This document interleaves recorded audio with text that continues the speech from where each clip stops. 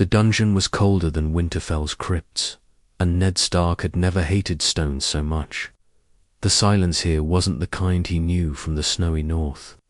This silence dripped, rotting, foul, the kind that reminded him of rats in grain barrels, of rot beneath a smiling feast.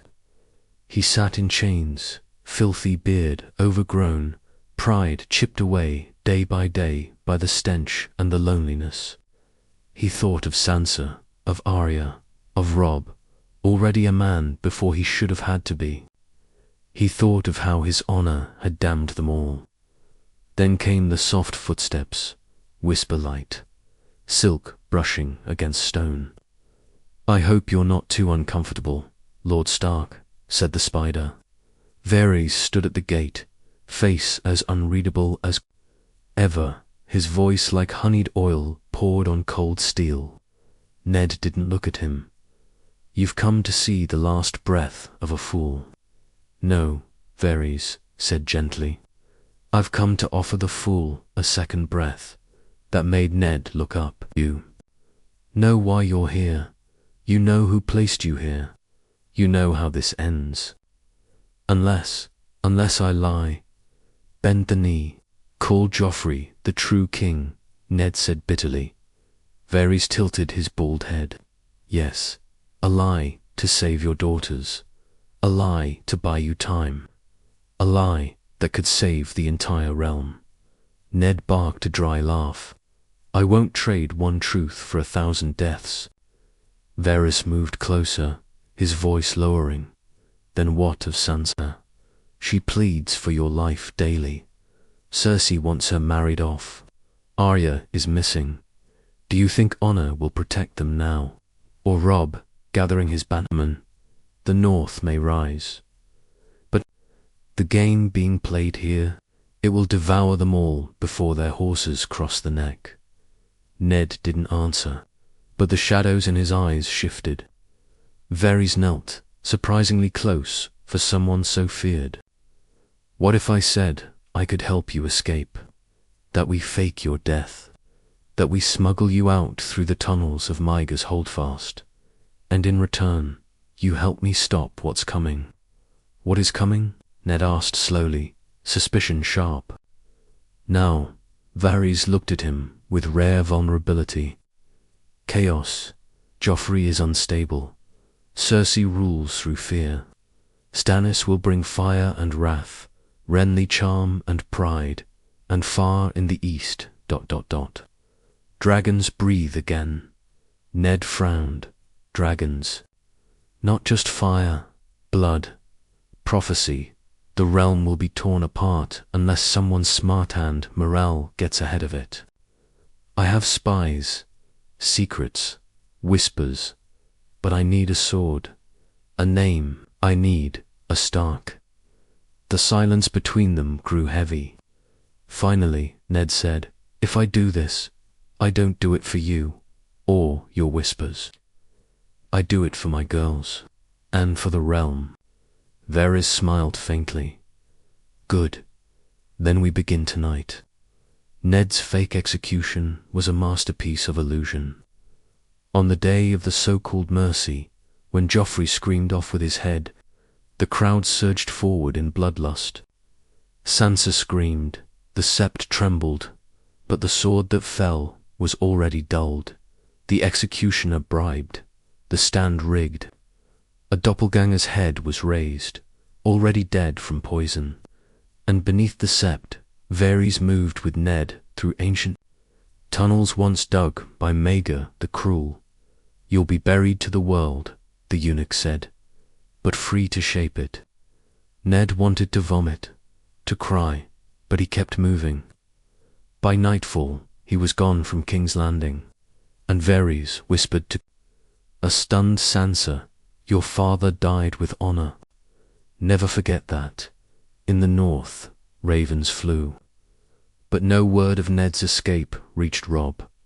At Dragonstone, Stannis studied reports of chaos, of executions, of war. In the east, Daenerys Targaryen stared at her dragons with fire in her veins. And somewhere, hidden in the river lens, A cloaked man who once wore the name Stark began to whisper truths to lords, knights, and broken men alike. He had no sigil now, no banner, but he had Varys' network, a growing list of allies, and a purpose darker than vengeance, to stop the realm from burning. The rain fell like knives on the cobbled roads of the Riverlands, but Ned Stark didn't feel it.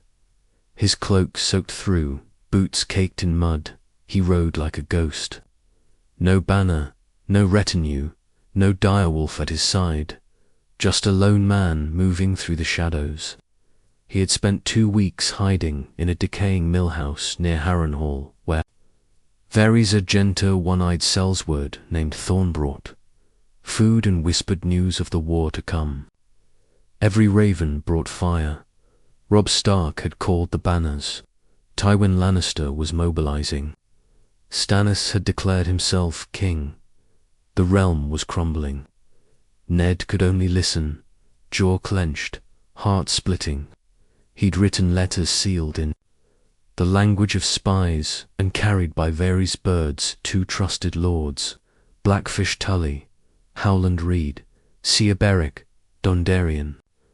Letters with no Stark sigil, no commandanly truths meant to awaken the old loyalties buried beneath years of fear and silence. He couldn't reveal himself yet. If the Lannisters knew he lived, they'd double the bounty and murder anyone suspected of sheltering him. If Robb found out, he might hesitate in battle, lose resolve. Ned needed the North, strong and angry. I must remain dead, until the realm is ready to rise. Far across the city in the Red Keep, Sansa Stark sat alone, hair brushed into perfection, eyes dead behind a smile that never reached them. Joffrey made her kneel before his court, made her look at her father's head on a spike, not knowing it was never truly her father's. She played her part, reciting lines like a trained puppet. My father was a traitor. Long live King Joffrey. Varys watched from the shadows, his mouth tight. That night, he slipped into her chambers like a whisper. She didn't scream, she had stopped screaming long ago. Your father is alive. Her breath caught. You must not show it, not yet. But know this, he is working to stop the war. And one day, when the time comes, you will help him. Sansa nodded, tears sliding silently down her cheeks. Then I will wait, however long it takes. Ned made his first real move when he met with Lord Hoster's bastard, a quiet, bitter man known as Seer Bryndon's shadow. They met in a cave south of the Tumblestone, torchlight flickering against moss-covered rock. You look like death, the man grunted. I am death, Ned said softly. Death for those who would burn the realm. They spoke long into the night, of alliances, of secrets the South didn't want spoken, about Rhaegar Targaryen and Lyanna, about John Bryndon's shadow agreed to carry one truth to the Vale. Jon Arryn had not died of sickness. He'd been poisoned for asking questions. The truth would reach Lysa Arryn, even if it came wrapped in fear. Meanwhile, Varys kept spinning. He whispered into the ears of maesters, handmaids, and guards, quietly poisoning Cersei's trust in her own allies, slipping forged messages to Littlefinger that sowed discord between the Lannisters and the Tyrells. And most importantly, he fed Cersei a steady lie, that Stannis was the true threat, that Renly had the numbers, that the North was crippled. Let them all believe Ned Stark is dead, Varys whispered to the small council. Let them forget the wolf ever howled.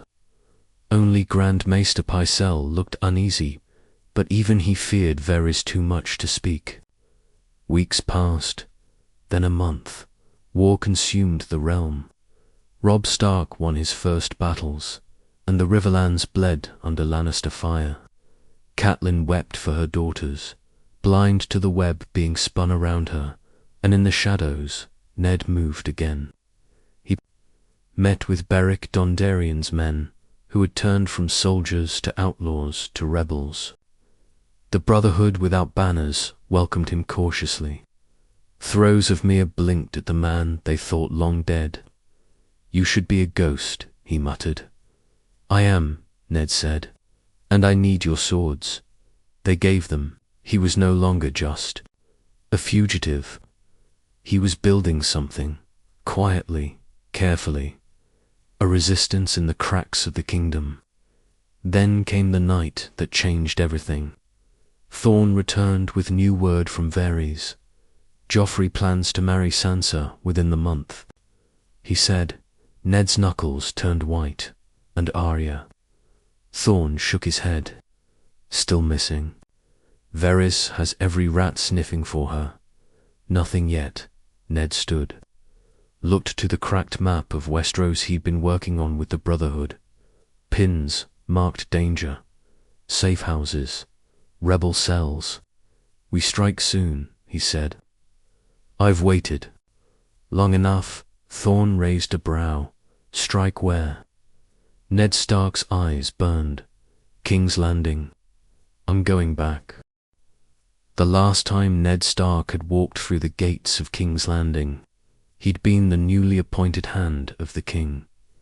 His boots had clicked on polished stone. He had worn a sigil, a name, honor. Now he wore rags and blood beneath a hood. His beard had grown wild, his face sunken and tired. The guards at the gate barely looked at him. Just another beggar returning to a city that fed on rot. He slipped in under the name Tom, a butcher's helper from Flea Bottom, and made his way through back alleys and forgotten tunnels.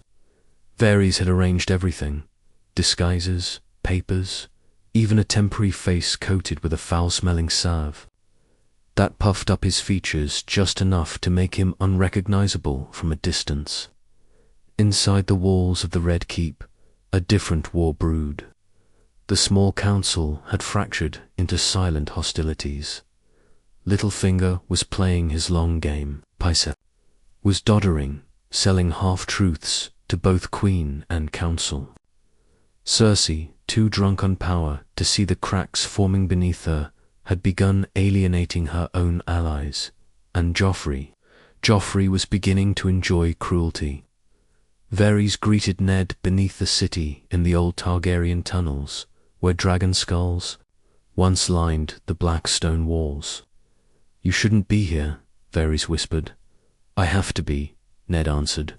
"If Joffrey touches my daughter, he hasn't yet, but he's close. Your presence here endangers everything. I'll do it in silence.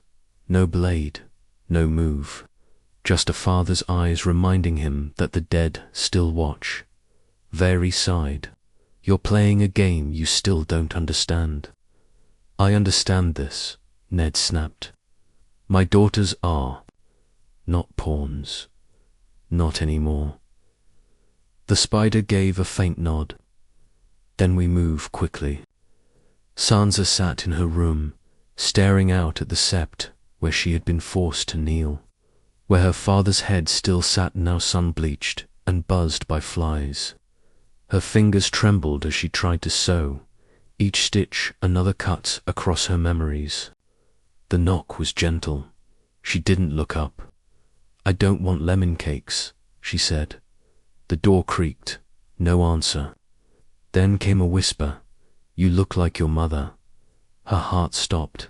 She turned. The figures stood in the shadows, hooded, thin face hidden. Then he stepped into the candlelight. "Papa." She barely breathed the word. Ned rushed to her, wrapping her in arms that had once lifted her into the sky back in Winterfell. Sobs cracked open a silence she'd held for months. "How?" she gasped. "I saw your head.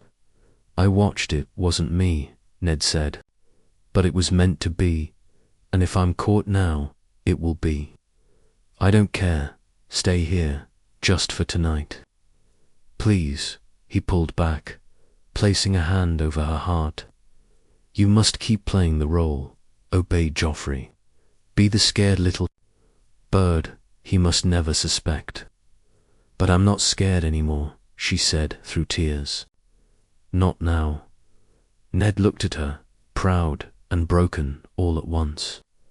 I came back for you, and I'll come back for Arya, but I can't protect you out in the open. I need you to protect me with silence. She nodded. I love you, he whispered. I won't say a word. Varys moved quickly to erase any trace of Ned's presence. The guards who had looked too long at the hooded man were drugged, replaced, or sent off on wild errands. One unlucky kitchen servant, who claimed to have seen Lord Stark's ghost, was quietly poisoned the next morning. The Red Keep devoured truth faster than wildfire.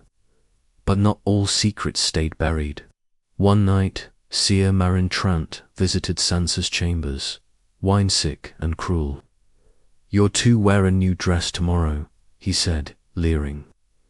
The king wants you. Smiling, Sansa sat still, breathing slow. Then she said, would you like to know a secret? He stopped, sneering. What? That your doll was stuffed with tears. She smiled faintly. My father's alive. Trant blinked. What? I saw him last night. He kissed my forehead and told me the spider watches over us both. Trant paled. You're mad, am I? She said sweetly. Then tell the Queen. Tell the court. Say Sansa Stark has gone mad from grief and whispers to ghosts, or stay silent, like everyone else in this castle. He turned and fled. Sansa smiled into the silence. She had learned the spider's way without ever meeting him. Outside the city, Ned made his way north again through secret roads, traveling by moonlight. His cloak smelled of Sansa's hair. He would carry that with him through every battle. But now he had seen it with his own eyes. Joffrey was a monster, and the throne was poisoned. Words wouldn't fix the realm. Letters wouldn't hold it. Together, Ned Stark had tried honor. Now, for the sake of peace, he would try subversion, and if that failed, he would bring war. The ride north was bitter and fast. Every tree seemed to whisper betrayal, every crow a spy in the sky. Ned avoided roads, passed through frozen streams, and slept in barns no better than graves. But he was alive, and that was the most dangerous thing in Westeros.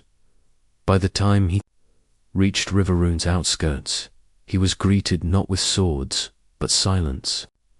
Lord Hoster Tully was dying, too weak to speak, and Catelyn Stark sat at his bedside, pale from grief and war. Ned watched her from the shadows. Varys had arranged the meeting, quiet and private, in the dead of night. It had to be this way. She looked up as he stepped from the dark, her lips parting. She didn't scream, she just stood, eyes wide, her hand trembling over her mouth. He knelt before her, not as a husband, but as a ghost returned. It's me, Cat. When she touched his face, she gasped, the beard, the hollowness. He looked like a man who'd been dragged through hell. How? She choked. They showed me your head. I watched it. They made Sansa watch, I know, he said, eyes full of guilt. It wasn't mine, Varys. He saved me. He has plans. Catelyn didn't trust easily, but grief had tempered her. She sat with him through the night, by a dying fire, while Hoster Tully wheezed behind them. Ned told her everything. The alliance, the tunnels, his visit to Sansa, the Brotherhood without banners, the plan to destabilize the Lannisters from the inside. She listened, silent. Then, with a cracked voice, she said, What of Arya? I don't know where she is, Ned admitted, looking down. But I'm searching. Catelyn's voice hardened. Then we search louder. We have lost too many of our children too. Stay silent. If you've returned from the dead, Ned Stark, then don't come back as a whisper. Come back as a storm. Meanwhile, in King's Landing, whispers spread like fever. Some said the small council had been infiltrated. Others claimed Renly Baratheon had spies in the court. No one knew the truth, and yet everyone felt it. Power was shifting. Varys met with Littlefinger under the guise of a financial audit. In truth, both men were testing each other. Strange, isn't it? Littlefinger mused, sipping wine, how much the city talks of ghosts lately. They say Lord Stark's spirit walks the halls. Varys smiled. Ghosts make poor dinner guests. But excellent distractions, Littlefinger said, narrowing his eyes. And you're always so fond of distractions. Only the ones that keep children alive. Petyr Baelish smirked. That's the difference between us. You save children, I use them. Varys blinked just once. And you wonder why the realm is always on fire. The tension between them was cold steel behind silk. They both knew. The game was changing, and neither liked surprises. Back in the Riverlands, Ned reached out to his most dangerous contact, Roose Bolton. The Dreadfort Lord rode into an abandoned inn near the Trident, alone but alert, eyes sharp as flint. He dismounted with careful grace, like a man used to cutting throats while keeping his boots clean. Lord Stark, Roose said, voice flat. I believed you dead. That's the idea, Ned answered. You shouldn't have returned. I came to offer you a chance to save the realm. Roose snorted. Save it? From what? From the Lannisters? From Stannis? From madness? I know you play your own games, Bolton. But the North needs unity. And I need you on the right side of history. Roose stared at him, then smiled cold and thin. History is written by the victors, not the honorable. Then help me win, Ned said, and I'll make sure you're remembered. Roose said nothing for a long moment. Then I'll think on it. It wasn't a yes, but it wasn't a no. As winter crept closer, so did war. Stannis declared himself king. Renly rallied support from the Tyrells. Robb marched with growing fury, unaware that his father still lived. The Vale remained silent. Dawn watched. And in the dark heart of the capital, Cersei began to unravel. She caught wind of the rumors, ghosts, secrets, spies. She blamed Tyrion, slapped Pycelle, threatened Varys. When she called Joffrey into the throne room, she screamed at him, "You are king." But they laugh behind your back. They say your crown sits on bones. Joffrey only sneered. Let them laugh. I still hold their heads. But Cersei didn't feel safe. Not anymore. Not with dreams of Stark ghosts and dead wolves haunting her sleep. She ordered the dungeons searched. She told the gold cloaks to question everyone, and she whispered to Qyburn, the ex-maester, who never blinked. Find me the truth, she hissed, or I will start killing liars. In a secret forest glade near Moat Cailin, Ned stood with Thoros of Myr and Beric Dondarrion, watching as riders returned with news. Thorne dismounted, his voice low. Varys says Cersei suspects everything. The spider's web is shaking. Then it's time, Ned said. Time for what? Beric asked. Ned drew his sword. Ice was long goned, but the blade in his hand gleamed just the same. For the realm to remember what a Stark truly is. Winterfell had always meant peace. Home, snow-covered halls echoing with laughter and the thump of wooden swords. But now it felt like a grave. Robb Stark stood atop the battlements, grey wind at his side, a boy forced into a man's war. Every raven brought more blood, another battle, another brother lost, another lord demanding loyalty while whispering treason. He didn't know that his father still breathed. Maester Luwin brought him the latest message sealed with strange wax. Number, name, no sigil, just a folded paper marked with a crude drawing, a spider and a direwolf wrapped around a crown. Robb read the letter 3 times. He didn't understand half of it, but the words chilled his bones. The Lannisters killed your father's body, not his spirit. You must not seek vengeance too soon. The game is deeper than honor and bloodier than war. Look for allies in shadows. Listen for whispers in the wind. And when the wolf howls again, sir, he crushed the note in his hand. There were only 2 men in Westeros who could write like that and still sound like his father. Lord Stark himself, or Varys. He looked down at his bannermen, preparing for another march. What if this war isn't the one I'm supposed to win? He muttered. Maester Luwin raised a brow. Then win the one that matters. In the heart of King's Landing, Varys had begun to bleed. Not literally, but close enough. Cumber's men had rooted out 2 of his spies. One flayed, one beheaded, one vanished. The Queen was growing bold. You're slipping, Littlefinger, told him one morning over honeyed wine. For a man who whispers so much, you're losing the room. Varys smiled. Let them think I've lost control. Even a spider molts. Pettier narrowed his eyes.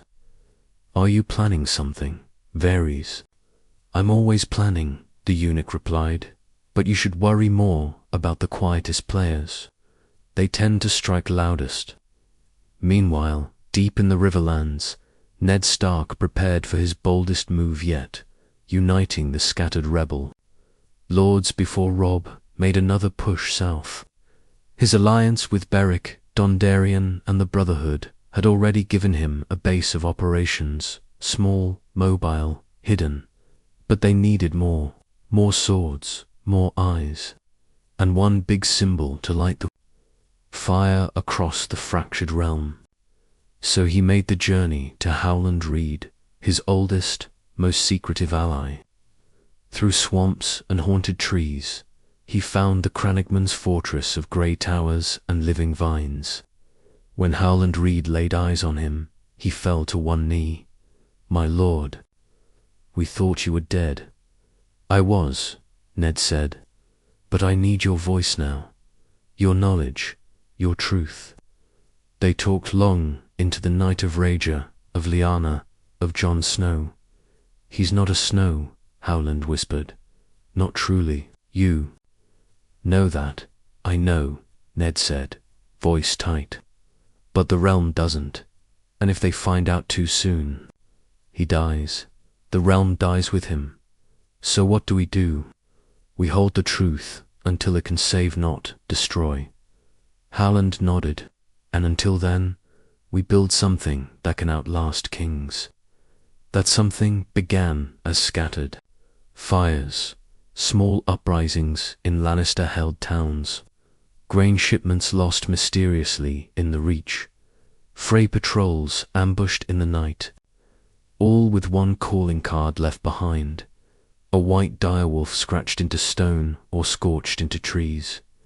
People began to talk, to hope. Maybe the North remembers. Maybe the old god sent his ghost back. Maybe Stark still watches.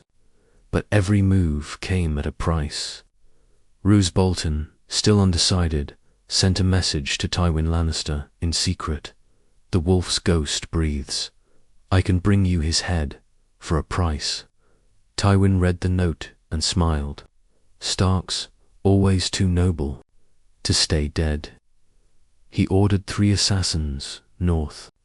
3 shadows for the shadow of a dead man. In the shadows of the black cells, Arya Stark listened. She'd been caught weeks ago, dirty, thin, using the name Aerie. But no one knew who she was yet. Only one person had recognized her, Jaqen H'ghar, the strange man with many faces and no true name.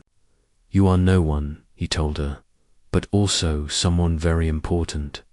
She didn't understand it then, until Varys came to her in the dark, holding out a piece of bread and a whispered name. Your father is alive. She dropped the bread. I saw his head. You saw what they wanted you to see. He's in the Riverlands. And he's building something for you, for all of us. Arya's eyes burned with something wild. Then take me to him. Varys shook his head. Not yet. First, you must vanish. She nodded slowly. I already have. That night, a fire burned in a small village near the Black Water. A man was seen walking through the flames, hooded, silent.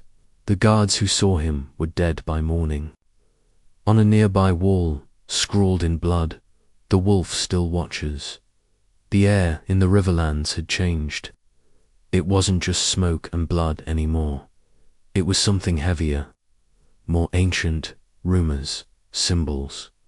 The whisper that Ned Stark lived no longer sounded like madness. It sounded like prophecy. Each day, another burned cart, another murdered Lannister patrol, another direwolf scratched into bark. People feared it. Some prayed, others sharpened swords. But the war raged louder.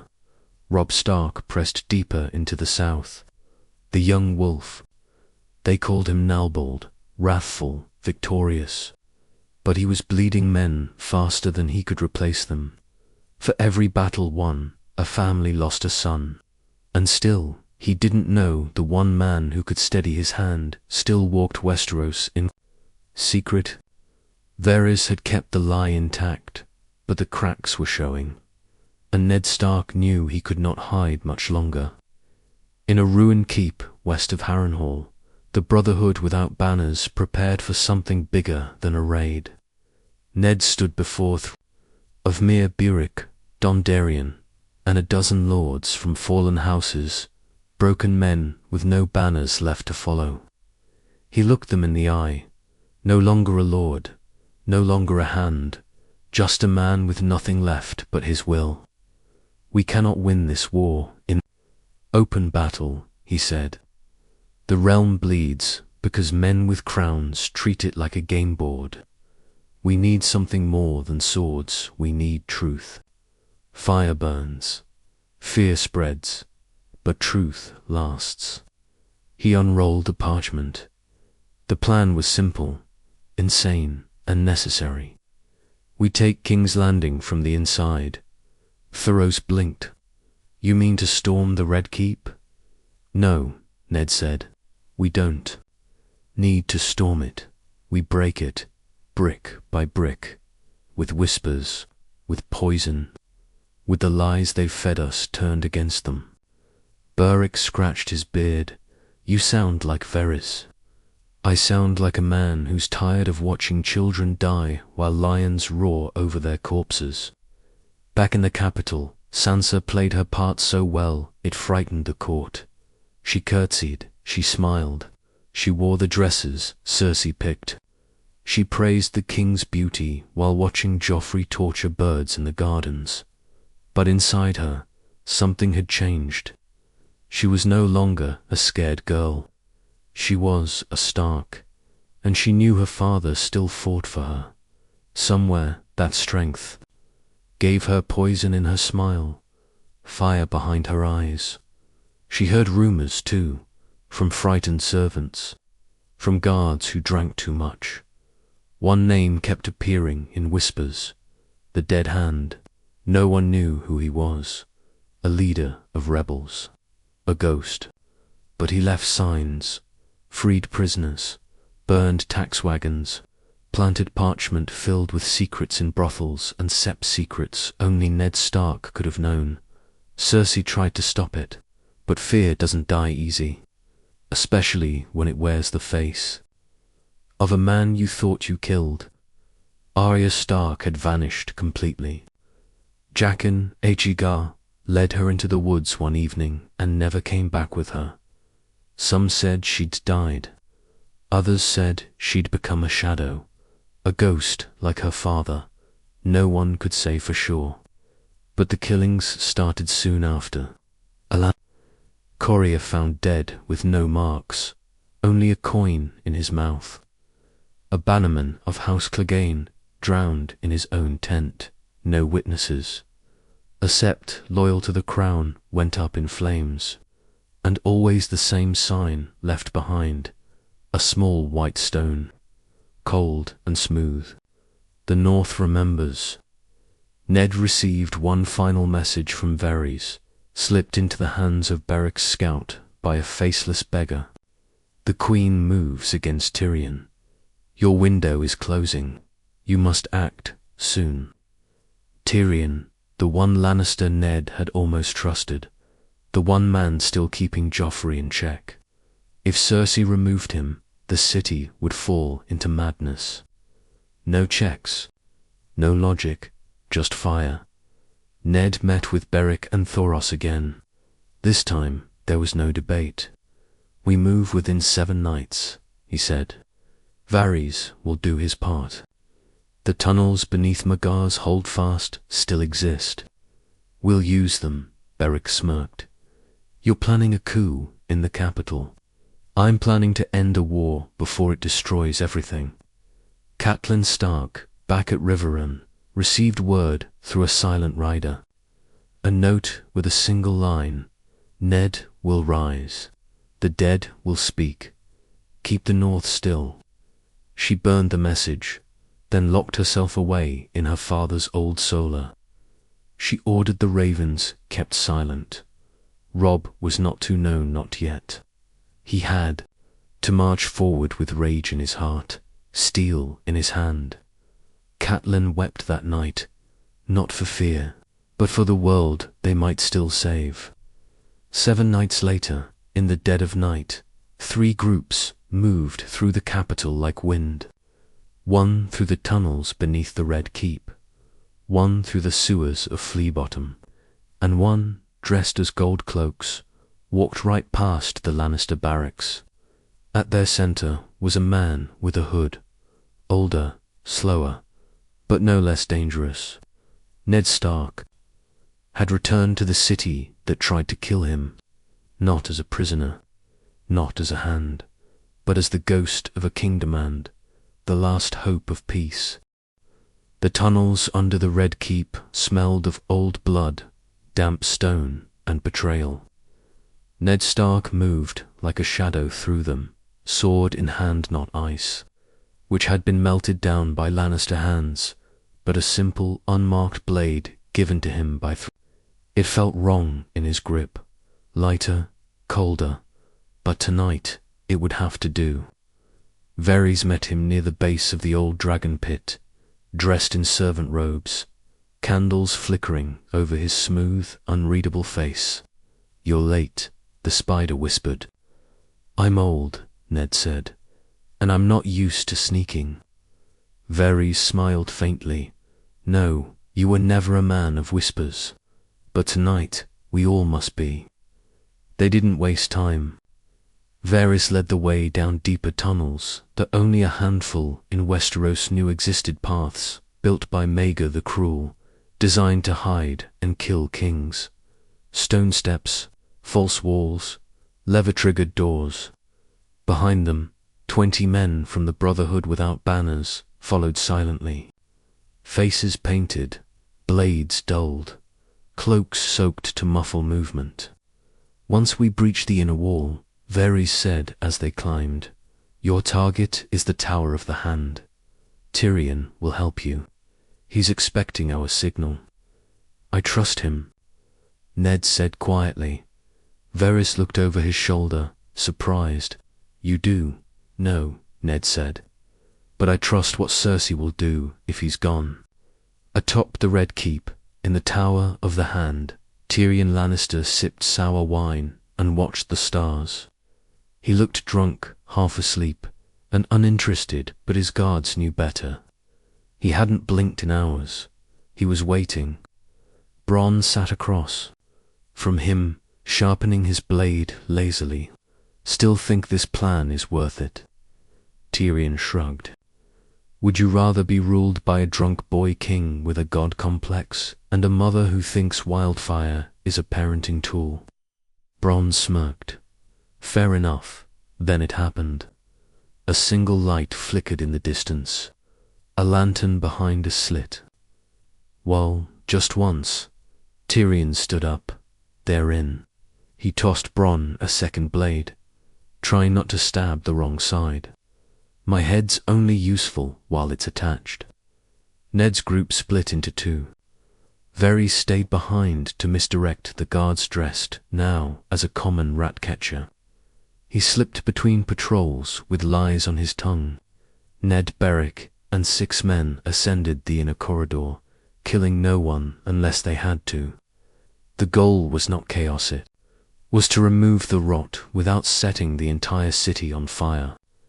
By the time they reached the inner stairs, the signal had been lit in the tower. They moved fast. Bronn met them, first sword raised, but not swinging. When he saw Ned, he tilted his head. I'll be damned, he muttered. You're really... Him. Ned stepped past him. Tyrion, in the study, drinking like he's waiting for an execution. Ned found the imp pouring wine over a map of Westeros. He didn't look up.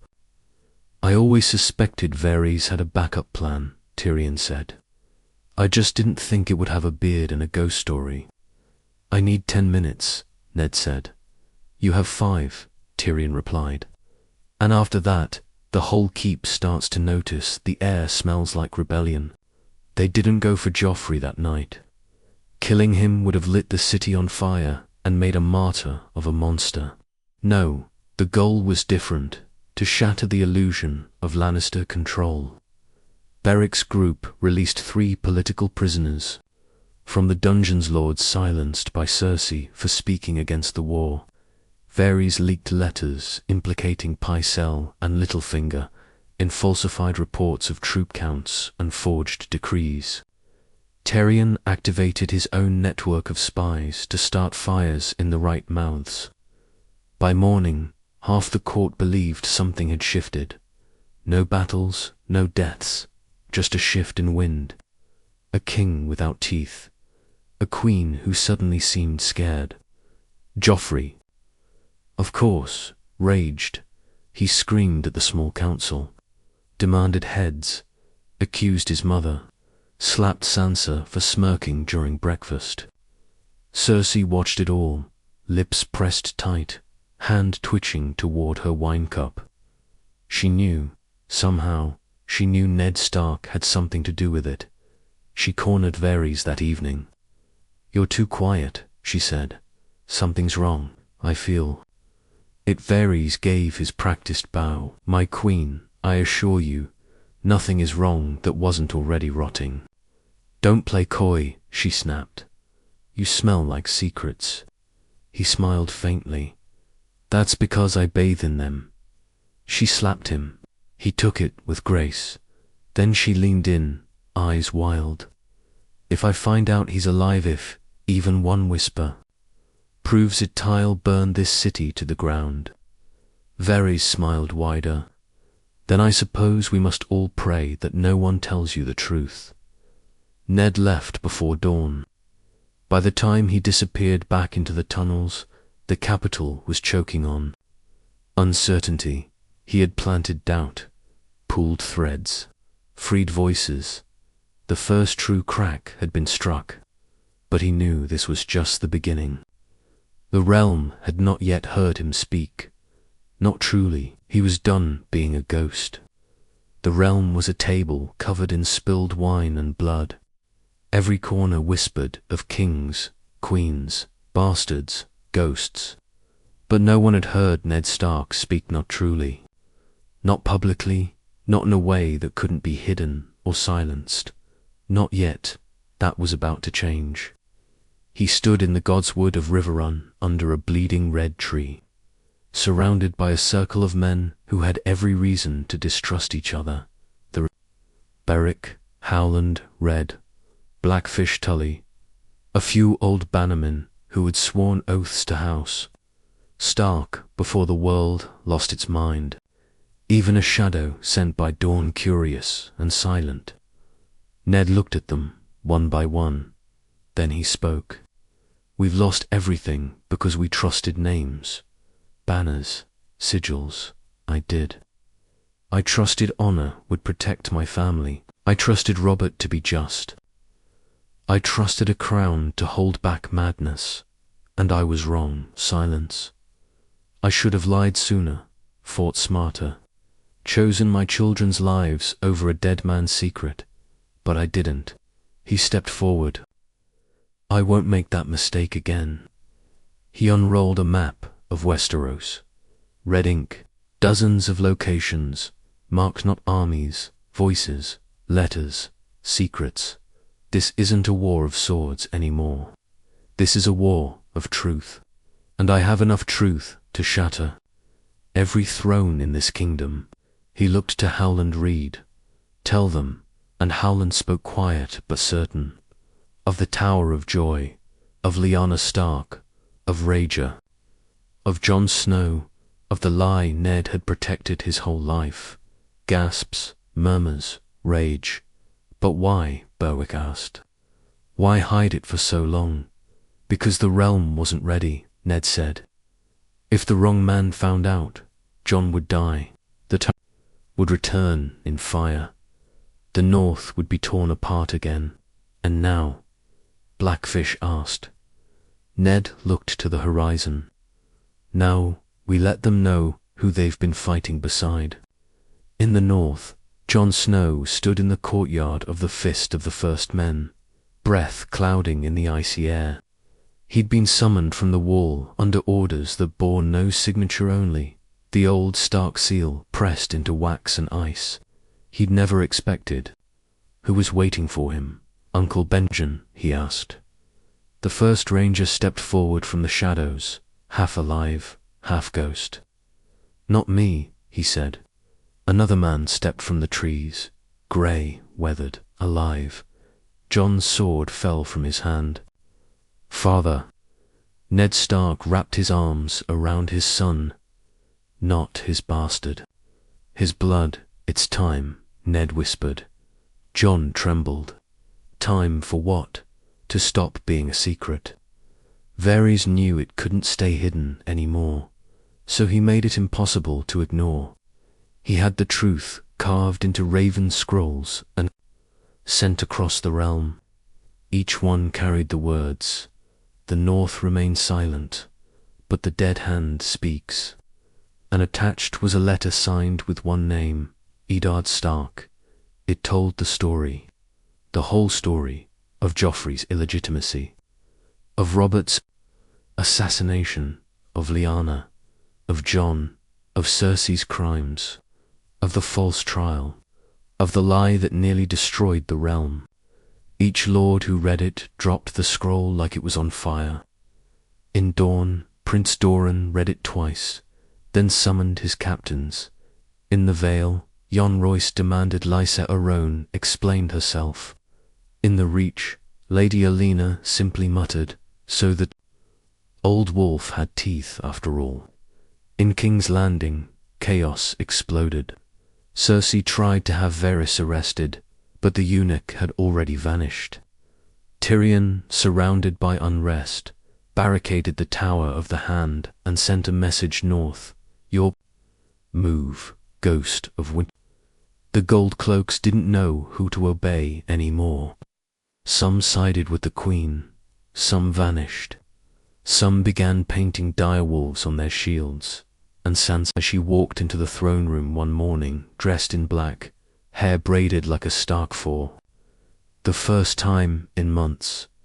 She didn't kneel. She said nothing. She only smiled. Ned Stark didn't return to the capital in flames or glory. He didn't ride with banners. He didn't march in like a king. He simply crossed the Trident in the night, climbed the hill to an old sept, and knelt. He prayed, then he spoke aloud. I'm not a hero. I'm not a king. I'm just a man who made too many mistakes. He stood. But I'll be damned if I let this realm be ruled by tyrants who call fire justice. The final message reached the wall. Jon Snow stood before the Night's Watch, scroll in hand, silence heavy. They waited. He raised his eyes. I'm not who you thought I was, he said, and I'll never sit a throne. But I'll fight for the realm, the real realm, the people, the families, the ones without names. He looked north, then south, and finally east where the red star still burned. The war didn't end that day. Kings still fought. Queens still schemed. Dragons still rose. But something shifted. A ghost had returned. A lie had become truth. And the North remembered.